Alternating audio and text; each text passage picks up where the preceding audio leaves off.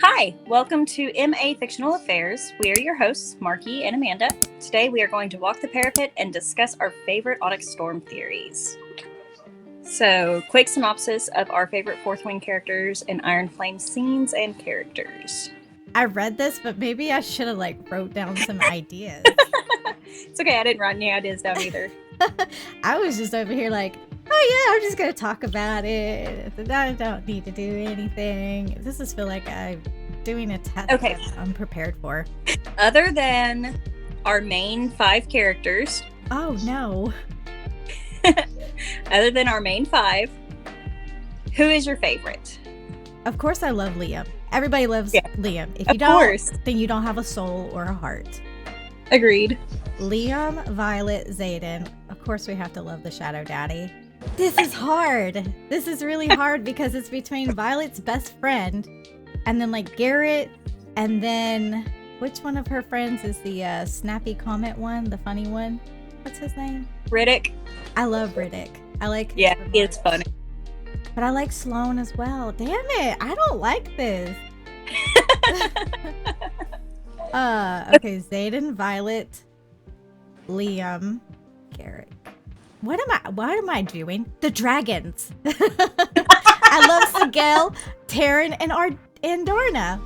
Fuck. I like, Violet, Xaden, Liam, and Darna, and Taryn. Do I have to drop Sigel off? No, but to be fair, the question was besides the 5 main characters, who do you like? So the 5 main would be Xaden, Violet, and the dragons. Do you have your list? I don't have a list, but I can name them. So Rhiannon and Imogen, because I love the snark, and Imogen's just awesome. Then Riddick, of course, Liam, and Jasenia. No hate on Sawyer, I do like Sawyer, but I like Jasenia's character, and I'm eager to see more from her too. Rhiannon. I like Riddick. Fuck Jack. I like Imogen, but do I put her? Okay, Imogen, Riddick, Sawyer, Rhiannon. And I do feel like Bodhi is a good runner-up in my list, but I would need to see more from him and from Garrick. What about the professors? Ooh, okay, so obviously Professor De Vera is top.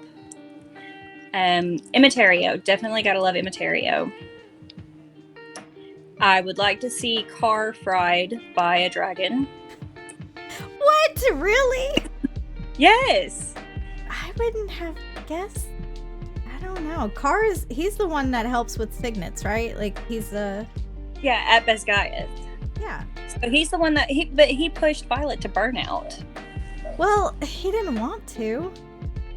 Yeah, but he didn't exactly stand up either. No spine. Yeah, I guess you're right. Okay, I like Riddick. Would we say Liam is a main character? We can include him. Liam gets a free pass on everything. So what was your favorite thing about the bonus chapters? Which bonus chapter? The brand new one that just came out? Yeah, we'll start with that one. Oh, I love the point of view when Violet has Xaden in her head and it's from Xaden's POV. That's absolute, hands down, top favorite. Love it. That moment in the original book is still top on my list of moments within the book. Yeah. So seeing it from his point of view is hands down awesome. It was phenomenal. I do love that. And I love his realization where he was like, oh, this is vital. He's like, this is vital to my life. I do love that. I think that's incredibly sweet. Poor Xaden. I know. He's so in love. And so early on, too, before they even, Yeah. Wait. Well. When did they kiss? When did they kiss? Was that after? They've already kissed, so it was the first night that she started to channel is when they kissed. So this is long after they've already had their dragons, a couple of months later. Yeah. but before he admitted to her how much he loved her, which of course he didn't do until Iron Flame, but he was so open with himself about how he felt about her, how much he loved her, even then. But I have to say, I think my favorite is, of course, Jealous Satan. That was adorable. Oh my god, I love it. Liam, he's like, I know there's nothing there, but he knows to back the fuck off when I'm around. And whiny Dane. Yeah. Every other word was whiny Dane. Dane is whining again. Dane is bitching. Oh, and that just makes my heart so happy. You need Dane to be knocked down a few pegs. After, as much as I want Dane to have that comeback, I am so glad that he still got like a good sucker punch by the author in that sense. Absolutely. Of like getting picked on by Xaden, and I needed that from just because of Liam. I agree. Yes. And like you said, I would like to see Dane have a good character arc. I would like to see something good come from him. Mm-hmm. I would find it most amusing if he and Kat ended up together. I love that idea. I really think Kat and him would be annoying as fuck, yes, but they would really. They both have their comeback stories. Kat started off as this evil person. Your typical vindictive teenage bitch, even though she's in her early 20s. And then she's kind of coming into this new person who has value, and you kind of start liking her a little bit. Mm-hmm. You don't hate her as much. And then Dane, he was all right in the beginning. Then you start hating him, and then you hate him really bad. And then the second book, he kind of has that like comeback. So I think with both of their comebacks that they would be a good couple to match up within the rest of this. I agree. Definitely. Now, as far as other characters go, I would like to see how Imogen and Garrick end up together, or if they don't. They do really have that will they, won't they thing going on. They need to. They need to end up together. I'm the fairy tale girl where I'm like, they need to have their happy ending. I watched an interview of Rebecca, and she just flat out said that she's gonna hurt people's feelings. Like, just don't get attached to her characters, because she doesn't mind really killing them off. I was like, obviously it was poor. Yes, yeah, Liam.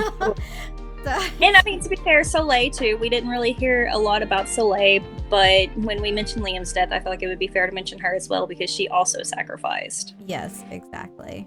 Yeah, we just didn't get the connection with her, but I understand completely. Well, and we're seeing this all from Violet's point of view, so we're understanding Violet's emotions towards all of this, whereas I'm sure if we saw more from Xaden's point of view, it would be interesting to see, because Soleil was one of his hand-picked people. Mm-hmm. It would be interesting. I want the Xaden POV book. It has So I would like to start from the time his dad declares secession. Oh, yeah. And then come through his time in Basgiath. Oh, I think a lot. I would love the years that he's in Basgiath before Violet. Mm-hmm. I think she could make a lot of books with just Xaden's POV. Oh, absolutely. I mean, you could just have him describing just whatever random leaf he saw on the ground, and I think everybody would go crazy for it. Oh, I wonder what the first year with Dane was like without Violet there. Well, to be fair, he didn't have Dane in his wings, so he didn't have to deal with Dane that much. Wait, he wasn't... Okay. No, because remember, at the beginning of Fourth Wing, he switches Aura Bindhaven for Dane Atos so he can get Violet into his wing, because he was originally under Amber Mavis. Yes. Now, could you imagine the hell Violet would have gone through under Amber Mavis as her wing leader? Oh, gosh. It would have been bad. Yeah. It would have been bad. Oh, but when did Xaden actually become wing leader? Was it his last year as Basgiath? Yeah. So, well, we don't know in the second year. I think only third years can be wing leaders. I don't really know. I don't think they have any set rules on that. I think you're right. So he probably became wing leader when Violet entered. But still, I would want to see if there's any type of communication between him and Dane. Obviously, he knows about Dane. Yeah. Well, I mean, Colonel Atos is Dane's father, who happens to be General Sorengel's aide. So, and that's another scene I would like to see is when Zane actually took the marks for the marked ones. Oh, yeah. Definitely. So, I'm sure Dane Atos's dad, whose first name we don't know, I'm sure he was probably there. Probably. Most likely. I feel like there's more to him, that he's this corrupt. What if he's Venom? Do we think he's Venom? No? No, because Violet doesn't mention his eyes, unless they have a way to hide that they're Venom, which could be possible. But at the same time, I don't think he is, because what about his dragon? Because we know that Bae, remember when in the chamber, her eyes are clouded over before Jack kills her. Gotcha. You're probably right about that. But he's there's something going on with him. There's a absolutely. And Panchek and Melgren, yeah, absolutely. I think the Venom have infiltrated the government. I do believe that. Oh yeah. And if they haven't necessarily placed people who are genuinely Venom, they probably have somebody who is on their side, so to say. Well, she's been posting teasers every day. No. And then that last line in her, what was it called? The synopsis? Is that what she's calling it? In the blurb. I hate her right now. Don't kill my characters. Leave them alone. I love them. Well, I do hope you're wrong in your Romeo and Juliet theory. I so hope I'm wrong on that. I hope that they're not dead. I would be so mad. Well, I mean, we've got 5 books to fall in love with them before they kill her, or before she kills them. No, thank you. Please don't. Rebecca, please don't. Don't kill Xaden and Violet at the end of this. And none of the dragons either. Yes, exactly. There's more people are going to die. More. Yeah. She's already hinted to it that not everybody, people are going to die in this war. I mean, Sawyer just lost a leg, so we don't know how well he's going to continue in the next book. If he gets to. Exactly. Well, I'm pretty sure they talked about him being okay. I don't remember if they were able to, what they ended up doing, if he ended up as an amputee or what, or how that's going to play into the series. But I don't see Violet and the others leaving Sawyer behind unless they absolutely have to. Oh, yeah. But what I'm most curious about is the fact that we have Violet going to some unknown lands. So are we talking Isle Kingdoms, or are we talking something else that we haven't been introduced to yet? They talk about the places outside of their... Oh, I don't even think it's called a continent. But they stopped trading with... or am I thinking of a different book? No, in Iron Flame, they did stop trading with the Deverellis. I don't know if that's family, the Deverelli Kingdom, what we got going on there, I don't remember offhand. But these are places outside that are across the sea. Is that what I'm getting? Am I understanding that correctly? I believe. I wonder if it's anything remotely like that. Because if the Venom are going to attack Basgiath and take that whole area over, what's going to stop them from the rest of the world? So maybe. Well, that's why the land on the Breivik border and the Barrens are so, horrible, because they've already drained all that area. It's going to be an interesting read, and I hope it's longer than 14 hours. I need more than that. I agree. I do agree. What is your favorite theory for Onyx Storm so far? I want Xaden to be cured. That's not happening in the 3rd book. I know it. No. I think what I'm going to like the most, and that I'm hopeful that we'll learn in the 3rd book, is more of what happened to her dad and his studies. Yes. I think once she finds or gets his studies, because she already knows where they're at. That whole scene when they're with Xaden and her mom, and then Dane's dad, where she says she knows where it is, but she's not telling them. Exactly. So as soon as she gets that, I feel like a lot of things are going to start coming together and things are going to make sense, and you're going to know the more in depth of what her dad was involved in. You probably even may find out what happened, how he died. I still think he was murdered. Probably.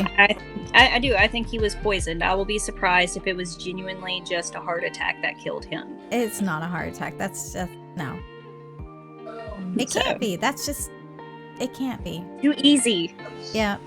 I mean, not to take away the fact that it is probable that it was genuinely just a heart attack from losing his son. But given how much she has hidden in the writing and the things that we have to look forward to, I do believe he was murdered. Absolutely. Do you think we'll meet Xaden's mom in the next book? Ooh, so now that's a good question. I do believe that we will get to meet her. I don't think she got the Disney treatment. I don't think she's dead. No, I don't think she's dead. All we know is that she disappeared. Now, whether or not she's going to be a good guy or a bad guy, or for that matter, it could just be that it's an accidental run-in. You know, just there. Who knows? She might be on the Deverelli Isles. Where did she come? Do we know where she actually came from? I don't believe it's specified. All we know is that she had a contract with his father to raise the heir until he's 10, and then she dipped out. Which is odd. That all of that needs to be explained, because I don't understand. So, and I do think, just my opinion, of course, because I'm personifying characters here, I do believe that she cared about Xaden. Mm-hmm. It's hard to have a child and not care, unless you're just some kind of a psychopath. And I mean, she cared enough to make him a blanket that he keeps in his closet. Yep.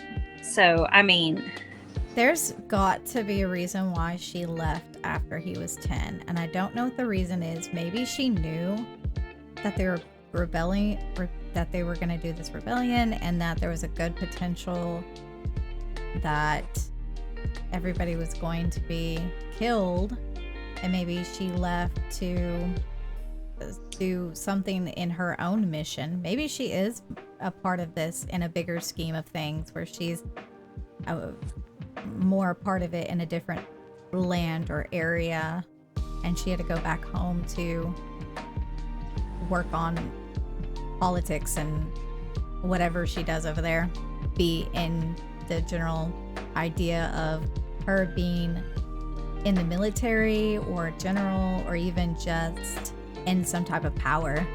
That would make a lot of sense, because how else is somebody who's the Duke of Tyrrendor, you know, typically contract relationships are done in equal value. Exactly. Why her? It's curious. Why her? What did she get in compensation? Because obviously she had to be compensated for this, because she gave up how many ever years, how long it took to get pregnant, plus the 10 years to raise Xaden. Mm-hmm. So there's a lot to unpack there. There really is. The one that everybody's been talking about. What do you think is Violet's second signet? Oh, God. We have talked so much. Endlessly. We have talked endlessly about it. And I feel as if I just read it one more time, I'm going to figure it out like I'm some detective. Yeah. I've read it 3 times, and I still don't know. And I still don't really have a good idea. I think I'm just throwing the dart and closing my eyes and hoping it lands. My logical guess, she can improve other people's signets / abilities. So here's my theory on what you just said, because I do find that super, super interesting. What I think about that, though, is her signet from Tarn. Felix describes it as actual power rather than just lightning, and she just forms it into lightning because that's what she's most comfortable with. And we could even throw that in and be like, okay, well, maybe that has something to do with her mother psychologically, because her mother is a storm wielder, so she has always considered her mother powerful, so lightning would be the most logical power for her. Now, onto my part of that. Since her signet through Tarn is power, I think her being able to amplify others, or like you said, affect their signets somehow, I think that might actually have something to do with her power from Taryn, not necessarily Andarna. Maybe. That's a good thought process of that. If her original signet is not just lightning, but is just power, then that would make a lot of sense. I don't know. She's not a true sayer. She's not a distance wielder. I don't care what anybody says. I don't see enough of the evidence from what Rebecca has said to say that she's a distance wielder or even a true sayer. I agree with you on that. I do. I don't think Rebecca personally made that. I think, because from, if I remember correctly, she says it's something that we're not going to be impressed with. So what if it's just speed? Like, she's got increased speed. You know, something super basic, something that's not impressive. But what I would like to lean more into, for my personal belief on what her second signet is, I think it's more something to do with the way she processes information. So the way that she's able to connect the puzzles, because we already knew that she's a genius. We already knew she's incredibly smart. She's able to put together things that nobody else can, etc., etc. I think her power from Andarna has something to do with her scribe abilities, because we hear frequently through it, heart of a writer, mind of a scribe. Mm-hmm. So I think it's got something to do with the way that she processes information. Yeah, I really want to lean towards that too, but I just don't know what that ability is. Do we have a list of the signets? Hold on, I don't think so, because there's a lot, because even Violet was talking about how she wishes she would have read what each signet meant, what each emblem meant for that, for the patches, but they change every year. I think she's got some kind of an intrinsic ability, since, you know, going back to the whole heart of a writer, mind of a scribe. To me, that signifies it's got to be some kind of an intrinsic ability. And I'm sure we can always duet this video later, and after we find out what her second signet is, and be like, we're a bunch of dumb fucking bitches. We're so stupid. That's exactly how I feel when I go back and I reread something. So something I did catch, though, speaking of intrinsic abilities, I kind of wonder, I know in Iron Flame, when Taryn finds out about Xaden's second ability, he's mad because he didn't know. But in the scene where Andarna stops time for the first time, when she gets attacked by Orin and the others, when they go down to the flight field to talk with the other dragons, Taryn says to Xaden, "Don't try to read me, boy." Mm-hmm. So I wonder if maybe that was just a slip of the tongue or what on that, just because that just seems kind of, just the way it was worded to me seems, you know. Yeah. It's almost like Rebecca wanted to put that in there for like some foreshadowing, but I don't know if Taryn actually, I don't know if that was her initial goal, was to have Taryn know all along, or if it was just her adding it to foreshadow that there was a second ability. Yeah. I don't know if it was like a mistake of writing, or I don't think it would be a mistake of writing. I think it's the foreshadowing, and I don't think Taryn knew. So, but it definitely makes it interesting, though. Yes. Now, my question is, what is with the freaking ice in that battle? We had a conversation about this earlier. I had no idea that was Liam. Why did I? Really? I had no idea. I don't. Yeah, Violet says, she specifically says, was that Liam? But his signet is Farsight, so that doesn't make sense. That's why I think the marked ones have two signets. And I think that's why, I know when you and I talked about this earlier, we were talking about, well, if the marked ones have two signets, then what would Xaden's other one be? Did Liam, did he bond a dragon of a relative of his? Do we know? We don't know. We don't know. If I remember correctly, Xaden's father wanted him to go into infantry. And if I don't remember if this is something that I just read online or if it was part of the book, but there were no writers who were involved in government. because it would give too much power to those who are in charge. So I don't think Colonel Mari had... Actually, you know what? Sorry, tangent here, but that also makes me wonder, was Xaden's... if they were not allowed to be riders, if they were in the government, then how was Xaden's grandfather a rider? Or how did his father become the Duke of Tyrrendor? Good question. Sorry, tangent. But we don't know anything about Liam's family. Sloane doesn't mention anything either that we know of. We don't know enough.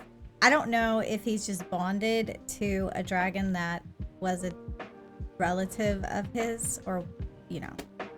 Well, for that matter, let's go back to when they were stealing the diaries. Was it... You know what? No, I don't remember if it was when they were stealing the diaries or if it was when they stole the map out of the general's office. But when they were discussing the signets, they're like, well, Imogen is a memory wipe. She can wipe the most recent memories. And then she butts in and says, and I'm fast. So it makes me think that she might have a second signet that is speed. Which is why it makes me wonder if maybe the Mark Ones do have a second signet, because they were all cursed by Dragonfire. So what if, since the Dragonfire is magic, what if there was some unintended consequences, like not being able to gather in threes because Melvin can't predict their battle? You know, he can't see what they're doing. So it makes me wonder, what other side effects come from being marked? Maybe a second signet, apparently. That would... Then what would Xaden's second signet be outside of technically his third? You know what I'm talking about? You know what I'm saying. I got you. 3 signets. Right. What would the other one be? So we have shadows. We have his intrinsic ability to read intentions.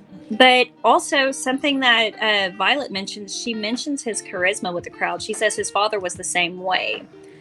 But what if that's amplified by whatever is going on, you know, with the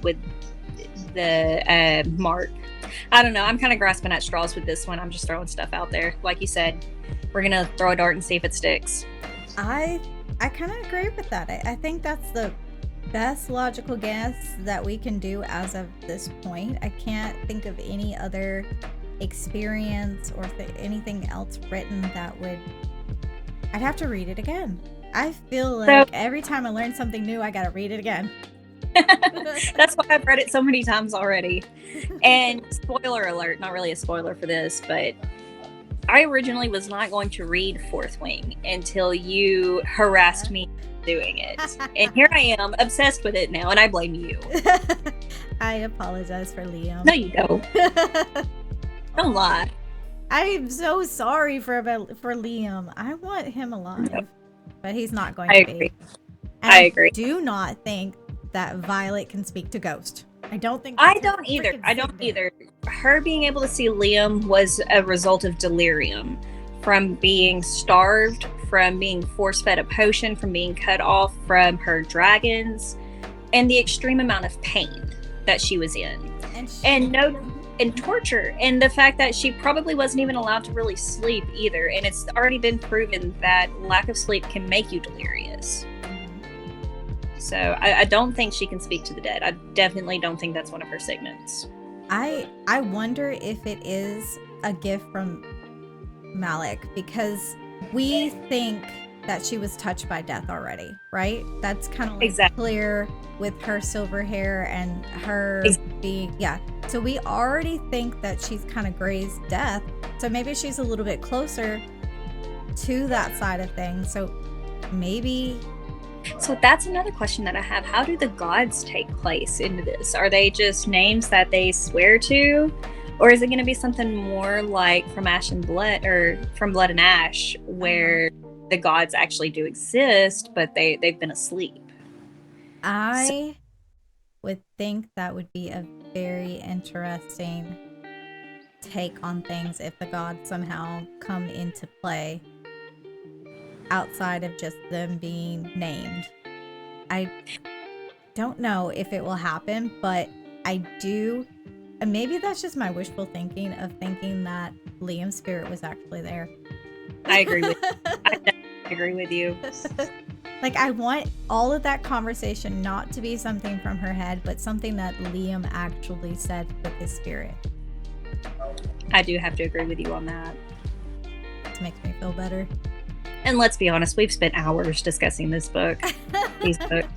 It has consumed our lives. It really has. It really has. I blame you. But I blame you for... You made me read... I started reading... What was the one that I started reading first? Was it From Blood and Ash? Yes, I think I started you on From Blood and Ash. And then that kind of became an all-consuming thing for you. And then Throne of Glass, I've been trying to force you to read that one. I'll get there. It'll happen. And then I'm still trying to force you to read Jennifer Estep. She's got a couple of really great series out there too. So definitely, I'm adding it. I'm adding it to my growing list.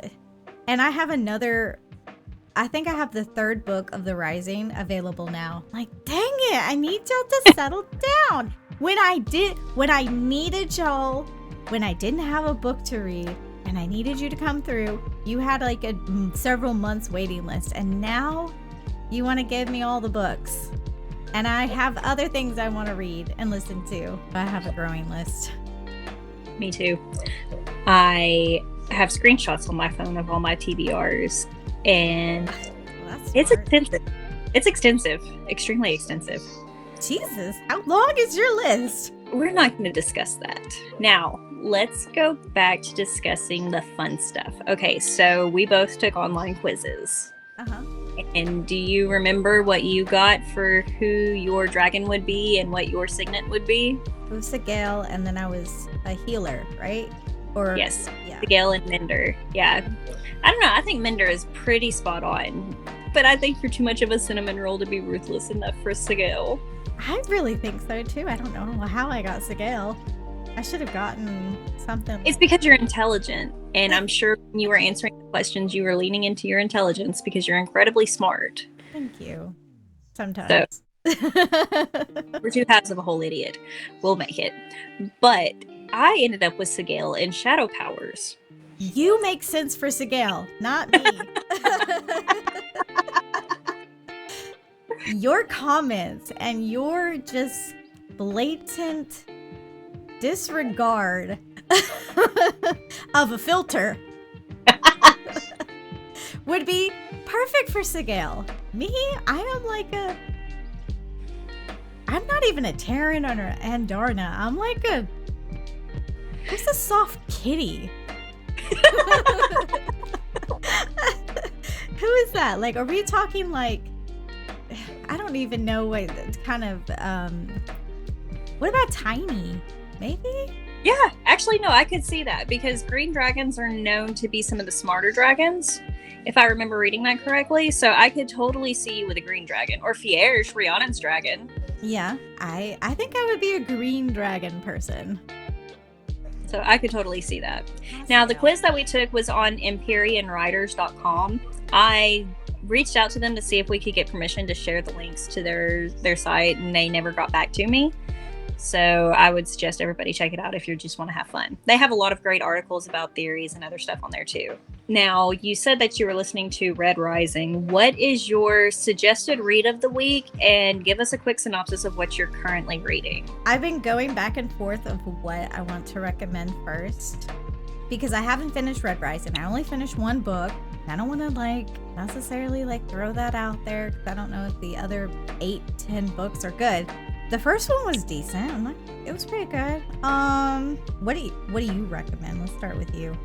Okay, so currently I am reading Goldfinch by Raven Kennedy. The Plated Prisoner series has been amazing, and I'm so sad to see it end, but I'm also so nervous because I love these characters so much. But my suggested read for the week, definitely going to be the Crown of Shards series. Phenomenal, absolutely phenomenal. It starts out with Evie, who she has some real super basic magic that she's kind of looked down on for, and her whole life gets thrown into chaos. I don't want to give away too much because there's a lot that happens within the first few chapters, and it absolutely sucks you in. It draws you in. Evie is a phenomenal character. She's so well written. The whole world building in these books, I think, was just absolutely well done. So, and there's so many awesome side characters and characters that you just absolutely fall in love with. There's lots of, so it's a trilogy. So there's 3 books. There's Kill the Queen, Protect the Prince, and Crush the King. Phenomenal, phenomenal, phenomenal. I cannot tell you how many times I have listened to them on Audible. Just absolutely love them. Yeah, let me add that to my list. I need to write them down because I can't remember all of them. I know what I want to recommend.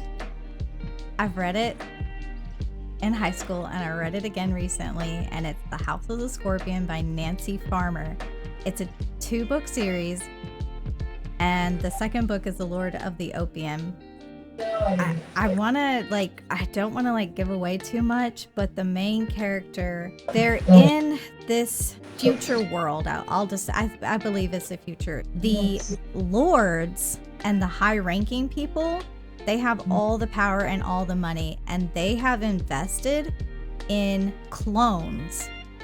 And what they harvest parts of the clone for themselves.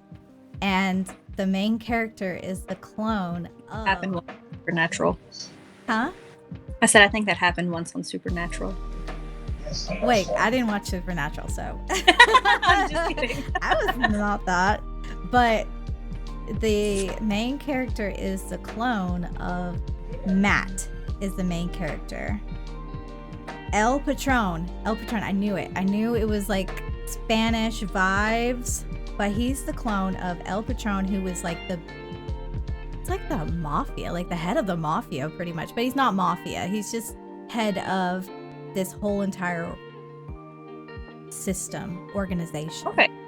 And he just has to go through so many different horrors. I'll just say horrors. The amount of things that are happening in this world with clones, and there's something called idiots, where they have these chips where they have made their mind into mush, and they only follow instructions to the point, if you don't tell them to eat or drink, they will not, and they will die. So the people are real mean to poor Matt because they know he's a clone. And they're kind of like cattle, you just kind of imagine that he's treated like cattle, but El Patron treats him really well because it's his clone. The first book is amazing. If you love it, then you'll love the second book, because Matt really comes into power and takes over this whole entire system and fixes it pretty much. Interesting. I'll have to add that to my TBR too, because I remember seeing books, but I never actually read them. It's so good. I'll send you a screenshot of them so you can add them to your list. Your screenshot list. Oh Lord, I have over 2,000 things saved to my phone right now. Jesus, I thought mine was long.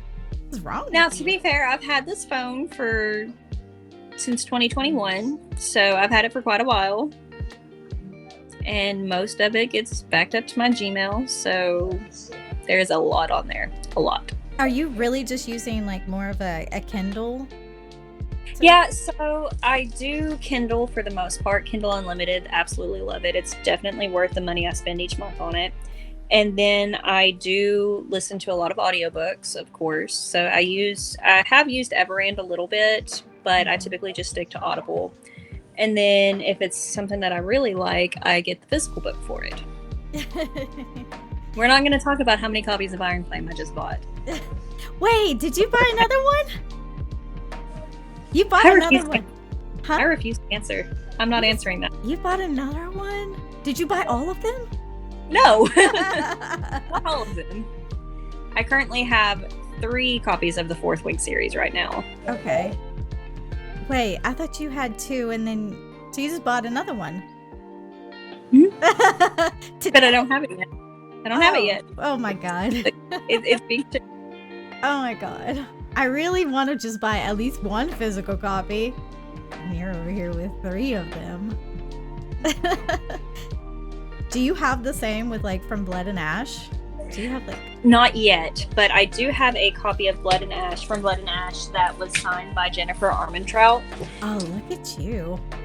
So I am super stoked about that because I absolutely love that series. And I did order A Soul of Blood and Ash when it went on pre-order originally. So I do have a copy of that as well. Is that your favorite one of the whole series?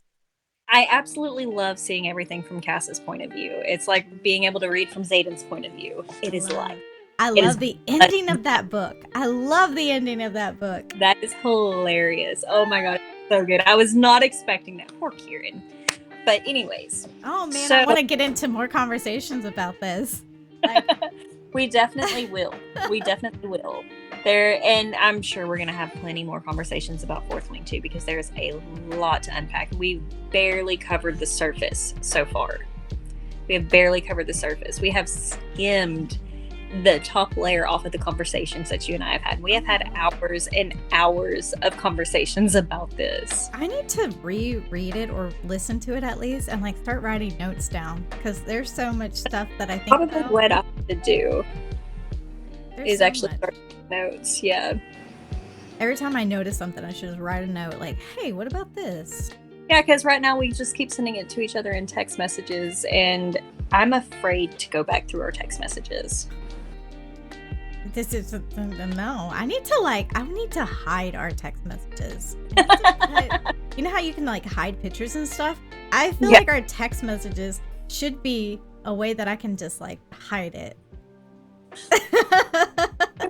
I don't need anybody looking at that. Oh man. The things that you say to your best friends and nobody else. Now, I have not read the latest book in the From Blood and Ash series yet. I'm excited for you to do that. And I know that you have. So I think that's going to be what we cover next week. Oh, you're gonna read it over the weekend or something? Yes. So I'm going to Can't wait to talk to you about it. So yes, that's so next on my... Yes, it is next on my list. I'm going to pause Fourth Wing so I can listen to it real quick. I'm an insomniac. That's nothing. You know what? I think that's the reason why I can't sleep anymore is I'm just up all night thinking about these dang books and like, what does this mean? And what about this? And what about that? Well, what if they and if this and what if that? Especially when I first read Fourth Wing. And then pressed me into reading it. I could not sleep until I read both of the books, and then once I read both of them, I was so sad to see it was not done and there was going to be 5 of them. And then you forced me to read them. Because you made me read From Blood and Ash. In retaliation. No, retaliation. No, yes, absolutely. No. Go back to the text messages. Yes, you harassed me and I said, okay, fine. If I read this, then you have to read this. I don't remember. Because I was I remember. Oh. But no, I was originally not going to read Fourth Wing because I tried to listen to the audiobook. I listened to the blurb that they did on Audible originally when the hype first started about it, and it didn't catch my attention. I'm not gonna lie. I need to see Now, what the blurb is. I think it was just a scene between Violet and Jasenia where Violet was talking about being forced into the writer's quadrant. Oh, that's so it was not interesting to me at all, and I was not gonna read it. And I was coming down off of the From Blood and Ash high because it's absolutely amazing. I love Hawk. And of course, I love the enemies to lovers trope. Oh, yeah. I mean, that's just, it's the best. I love the witty banter, which, I mean, you know, I'm snarky as shit anyways. So, of course, that's what appeals to me. Mm-hmm. But I read it because it was free on Kindle Unlimited, and then I listened to it on Everand. And damn you! Why did you get me hooked on another series that is unfinished? Because I don't know. You needed somebody to suffer with because misery loves company? Yes. Commiseration? Yes. I needed have somebody to talk to about it because I don't have anybody else. Who else am I going to talk to this about? My sister who refuses to read it? It took you convincing me to read it for me to be able to read it. So I both love and hate you for this. It was on my Libby when I looked up. Since I've been into like the fantasy romance, as soon as I searched that, it was one of the first ones that popped up, and there was no weight on it. And so I listened to it, and then I got addicted, and then I had to read the next one. And just like a drug, you had to share it with your friends. Yeah. Now your friends are addicted. And then you can't. I thought I was the bad influence. You are. You still are. Fair. You're the one that I blame for everything. That's all for this week. If you enjoy witty banter, sexy book boyfriends, theories, being brainwashed into reading books you didn't know you needed in your life, and more, like and subscribe.